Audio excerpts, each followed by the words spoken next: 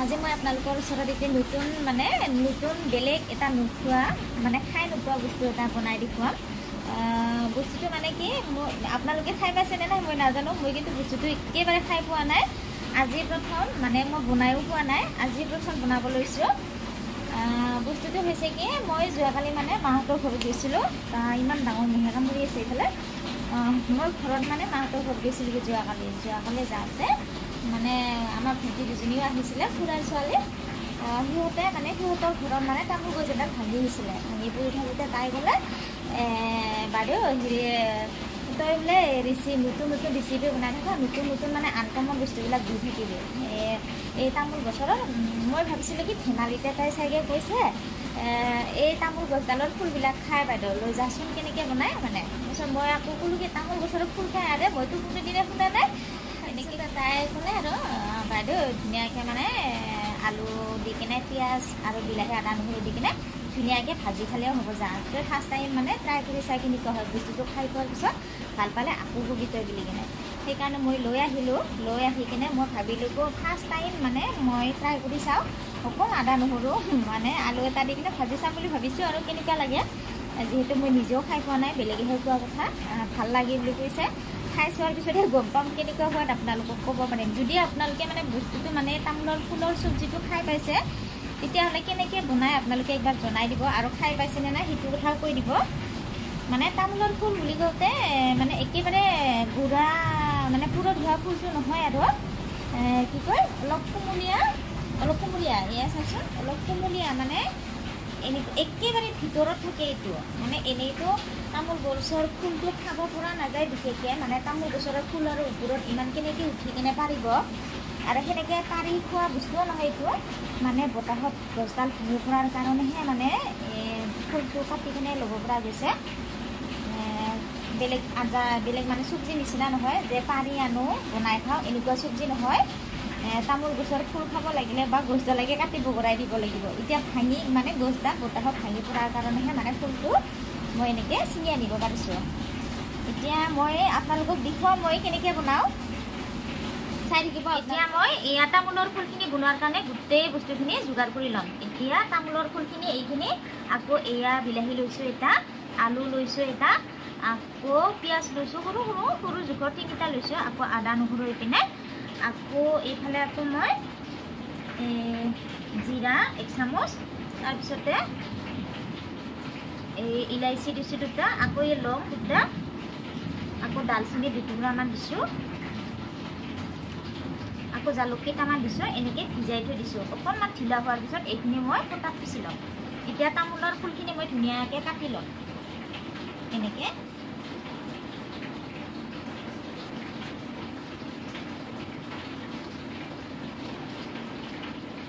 মই আপোনালোকক কৈছোঁৱে ফাৰ্ষ্ট টাইম, মই ইমান ভাল কৰি নাজানো। ভণ্টি এজনে যেনেকৈ কৈছে মই সেনেকৈ বস্তুটো বনাব চেষ্টা কৰিছোঁ।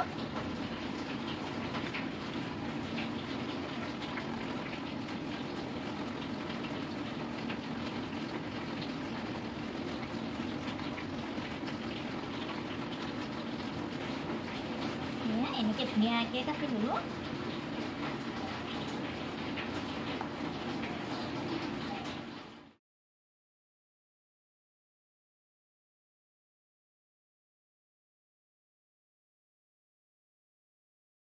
এতিয়া ভাজিখিনি বনোৱাৰ কাৰণে এয়া তেলখিনি বহাই দি ল'লোঁ। তেলখিনি গৰম হৈ গ'ল।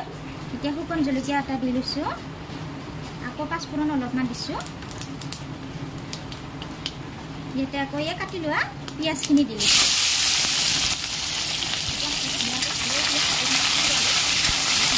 পিঁয়াজখিনি ধুনীয়াকৈ অলপমান সিজাই লওঁ।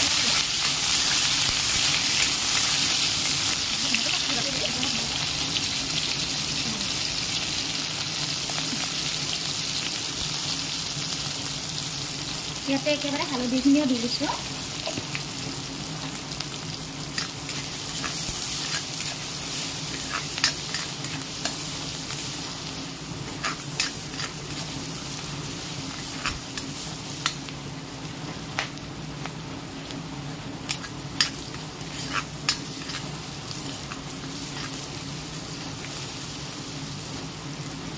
পিঁয়াজখিনি এতিয়া অলপ সিজি লোৱালৈকে অলপ ভাজি থাকিম, অলপ ধুনীয়াকৈ।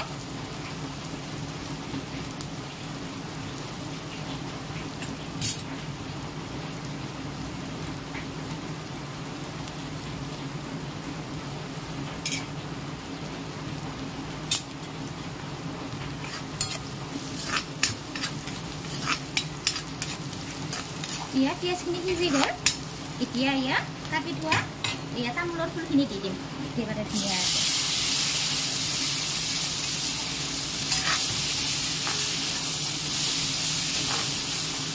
নাজানো আৰু দেই তামোলৰ ফুলৰ চব্জি কেনেকুৱা খাই লাগে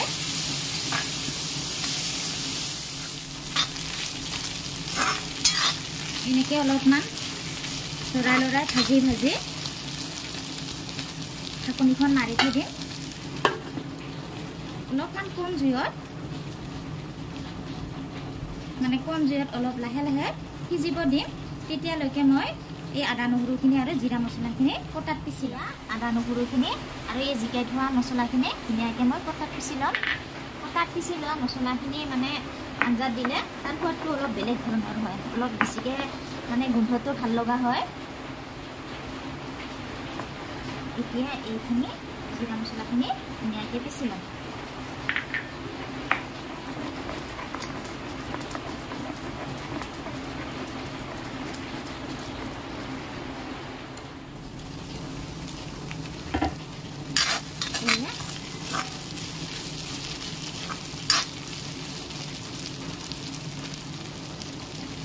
এতিয়া মই নিমখ দি ল'ম ইয়াতে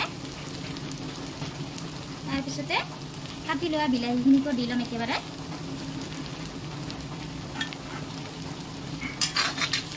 বিলাহীখিনি দি লৈ এনেকৈ অলপমান সময় লাৰি কিনে আকৌ এবাৰ ঢাকি থৈ দিম বিলাহীখিনি মানে গুলি যোৱালৈকে ধুনীয়াকৈ সিজি যোৱালৈকে আকৌ এবাৰ ঢাকনিখন লগাই দিম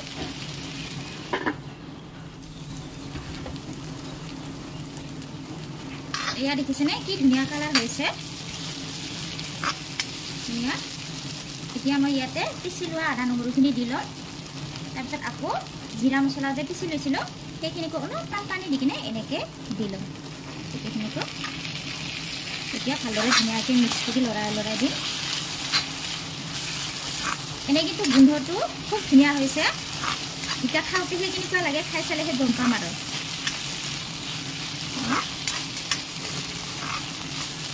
মই মানে ইয়াতে পানী নিদিওঁ সেইকাৰণে মানে একেবাৰে কম জুইত বনাই আছোঁ অলপ বেছি টান জুই দিলে হয়তো লাগি ধৰিব পাৰে সেইকাৰণে এতিয়া মই আকৌ অলপমান সময়ৰ কাৰণে ঢাকনি মাৰি থৈ দিম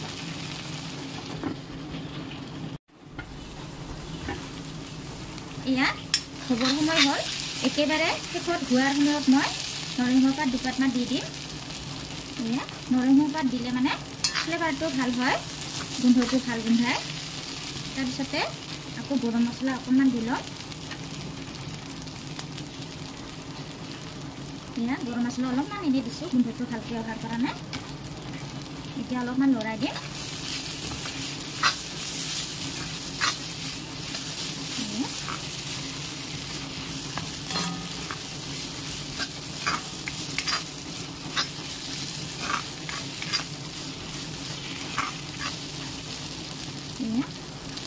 এনেকৈ দেখাত খুব ধুনীয়া হৈছে